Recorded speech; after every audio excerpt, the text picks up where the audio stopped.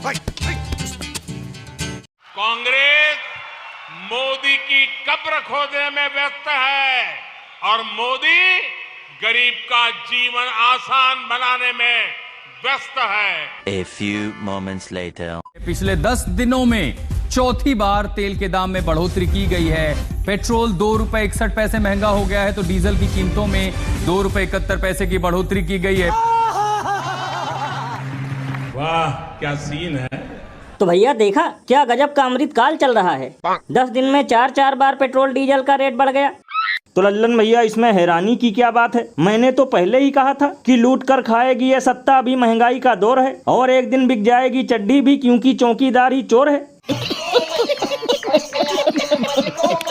और लल्लन भैया ये तो सिर्फ ट्रेलर है, यानी जिस हिसाब से महंगाई बढ़ रही है मुझे तो लगता है कि झालमुरी के साथ साथ मेलोडी टॉफी का पैसा भी हम ही से वसूला जाएगा।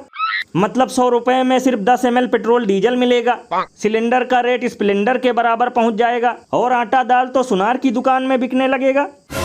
भैया इसीलिए तो लोग घनघोर बेइज्जती करते हुए ये कहते हैं कि जब से देश में आई है डबल इंजन की सरकार तब से खाना कमाना हगना मूतना सब हो चुका है दुश्वार।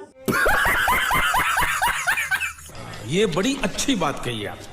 और भैया एक मजे की बात बताऊं, मुझे तो लगता है कि जैसे लोग आत्मनिर्भर बने थे वैसे ही अब इन्हें आदिमानव बनने का भी प्रयास कर लेना चाहिए, क्योंकि कोरोना काल से ज्यादा बुरा हाल तो इस अमृत काल में है। यानी सुबह पेट्रोल डीजल का रेट बढ़ रहा है तो शाम को गैस और दूध का। ये बिल्कुल सही कहा आपने। बताओ पल पल बनाया जा रहा है देशवासियों को कंगाल, फिर भी हर दिन जुमला छोड़ा जाता है कि चल रहा है अमृत काल। और अभी तो रुको, क्लाइमैक्स अभी बाकी है।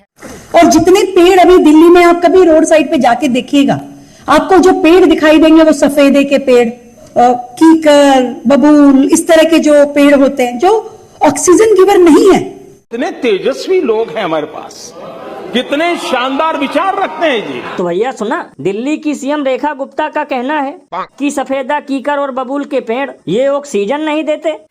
लल्लन भैया कहीं ऐसा तो नहीं कि इन्होंने AQI की तरह ऑक्सीजन लेवल भी थर्मामीटर से नाप लिया हो, इसलिए इन्हें इन पेड़ों में ऑक्सीजन नहीं मिला। अरे बाप रे, ये तो धोती खोल रहा है। लल्लन भैया कभी कभी तो मुझे ये चिंता होती है कि इस देश का होगा क्या, क्योंकि धन्य है बीजेपी वाले। कोई कहता है परमाणु हमले से बचने के लिए घर की दीवारों पे गोबर लगाओ, कोई कहता है अब गुड़ की खेती होगी, और अब ये आ गई जिनका मानना है कि सफेदा, कीकर और बबूल के पेड़ ऑक्सीजन नहीं देते।